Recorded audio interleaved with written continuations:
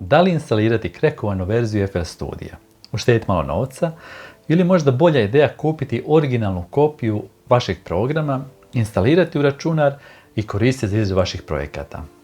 To je pitanje koje svakodnevno dobijam na mojim društvenim mrežama. Ljudi traže savjet šta da urade i ajde pričam malo više o tome u ovom videu. Vi subscribe-ujte ovaj YouTube kanal, lajkujte ukoliko vam se sviđa ovo što radim, jer samim tim pomažete radu ovog YouTube kanala.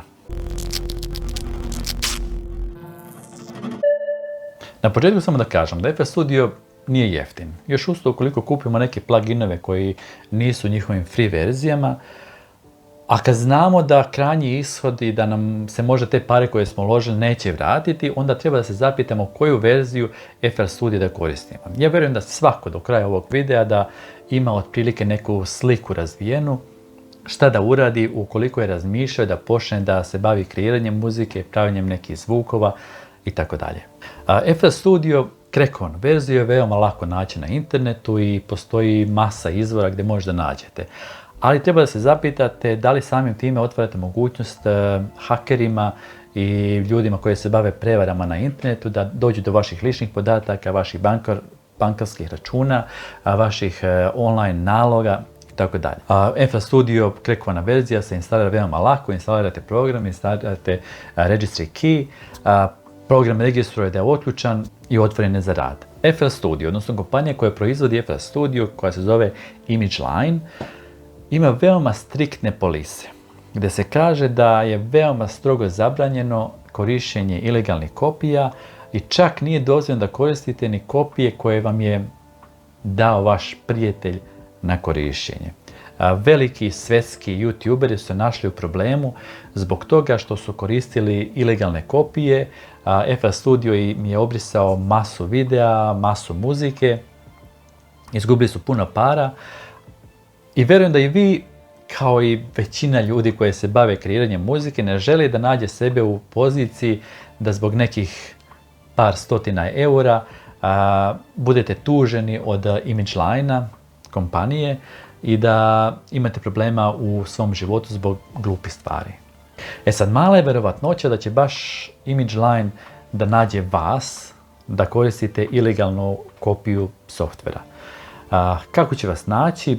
Uglavnom, veoma jednostavno je za Image Line da nađe bilo koga da koristi ilegalnu kopiju softvera, zato što mogu da provjere u sistemu koji ste vi prijavili, da li imate svoj nalog kreiran kod njih, da li ste po tim nalogom prijavljeni na FL Studio vašem programu, ukoliko se ne slažu, znači da koristite ilegalnu kopiju neke treće osobe. Ja definitivno predlažem da kupite vašu kopiju FL Studio programa ukoliko pravite, kreirate muziku za pare, ukoliko streamujete muziku, nebitno da li za vas ili za nekoga drugoga, na servise za streamanje muzike kao što je Spotify, Apple Music, Amazon Music i tako dalje. Ukoliko pravite neke ritmove, neke semplove, ukoliko pravite recimo muziku za igrice, u tim slučajevima definitivno, odnosno 100% bi trebali da kupite originalnu verziju FL Studio da je koristite za vaš rad. Sad, ukoliko ste vi neko koji ima samo ambicije, koji razmišlja da postavljanjem recimo jedne numere ili jednog zvuka ćete postati svjetski poznati, imate 50 pratilaca na YouTube-u, od toga su vam uglavnom tetke, sestre, strine, babe, vi ste ih prijavili preko njihovih naloga zato što vam se oni ne razumeju u samo prijavljivanje na YouTube-u i tako dalje.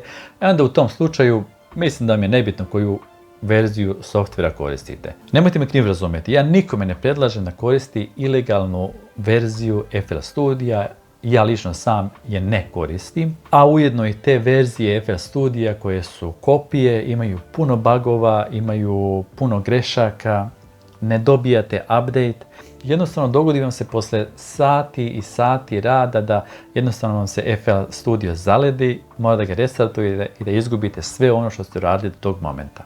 Sad, zašto nije dobro koristiti krekovanu verziju FL Studia? Kad koristite takve verzije, ne dobijete nikakve update, ne dobijete nikakve zakrepe, ne dobijete nikakve sigurnosne zakrepe samog FL Studija i ne dobijate update onoga što se novo stavi na sam FL Studio, što omogućava lakši rad, kvalitetniju muziku i bolju muziku za kreiranje. Ukoliko imate originalnu verziju, upravo izašla verzija FL Studia 20.9, u ovom momentu dok ja snimam video, koja ima mnogo dobrih stvari i ukoliko imate mogućnost definitivno poručite originalnu verziju, jer samom kupovinom originalne verzije dobijate doživotno, odnosno FL Studio vam garantuje doživotnu, besplatno updateovanje FL Studija, dobijanje svih zakrpa, što nije uglavnom slučaj kod ostalih proizvođača programa za kreiranje muzike.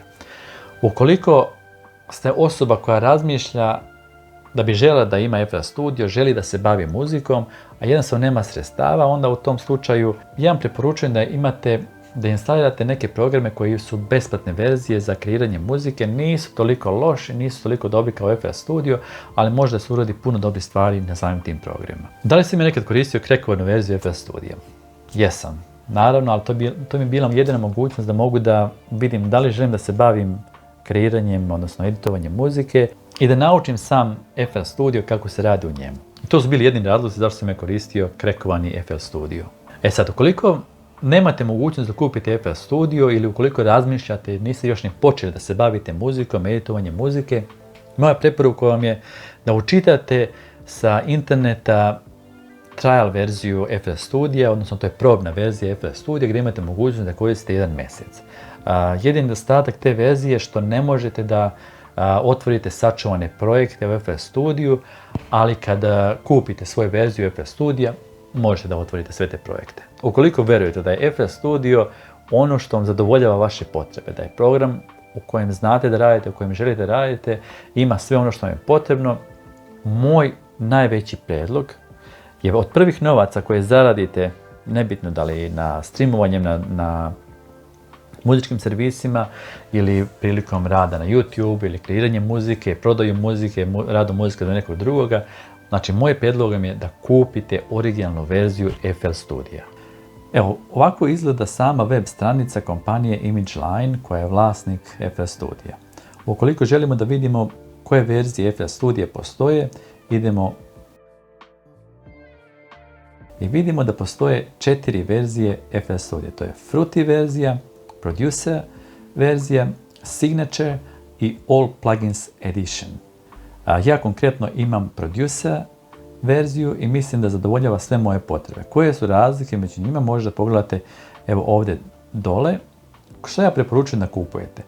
Nikad ne preporučujem da uzimate ovu Fruity verziju zato što u suštini kod nje najveći problem je što ne možete dobaciti audio klipove i ne možete da snimate audio sa vaše zvučne kartice. To je veliki problem sa ove Fruity verzije. Možete da kupite zato što da bi kupili novu verziju, ukoliko ste recimo kupili ovu Fruity verziju i želite da kupite Producer verziju, mora samo da doplatite ovu razliku para, znači ne platite 189 eura ukoliko ste platili već 89, nego samo doplatite 100 eura i dobijete ovu višu verziju. Producer verzija otprilike za početnike i za one neki srednji nivo poznavanja editovanja muzike, dok Signature i All Plugins Edition je za one ljude koji uglavnom prave velike pare od samog FL Studia, zato što su te verzije malo skuplje. Evo pogledajte, na primjer, ova cena, $840 je za sve što možda dobijete sa samim FL Studijom, ali trenutno je recimo na nekom popustu zbog praznika na $399. Ukoliko imate te pare, ovo vam je super stvar zato što dobijete konkretno i bukvalno sve što vam je potrebno za samo editovanje i za pravljanje muzike. Šta dobijete, šta ne dobijate? Evo recimo u ovom verziji, Producer verziji, otprilike dobijete sve ono što vam je potrebno. Ne dobijete neke efekte, ne dobijete neke instrumente, ali dobijete one osnovne instrumente i ono što vam je potrebno, a još uz to možete da kupite neke dodatne pluginove koji će zameniti pluginove koje bi dobili u samom ovoj verziji koju ste kupili.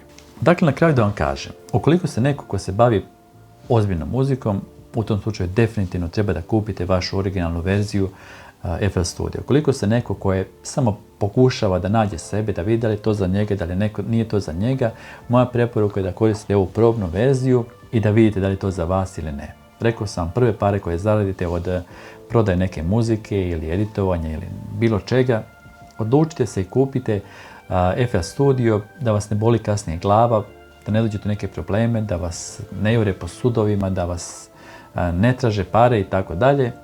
Znači, jednostavnije, bolje i jeftinije u većini slučajeva jeste da kupite vašu originalnu verziju i da samim tim podržite rad kompanije Image Line, da pravi još bolje programe, da nam omogućava još lakši rad. Vama hvala svima za gledanje ovog videa, subscribeujte ovaj YouTube kanal, lajkujte ukoliko vam se sviđa ovo što radim i mi se vidimo u nekom novom videu. Vi postavite dole pitanja ukoliko želite da pričamo o nečem drugom vezano za muziku, vezano za FL Studio.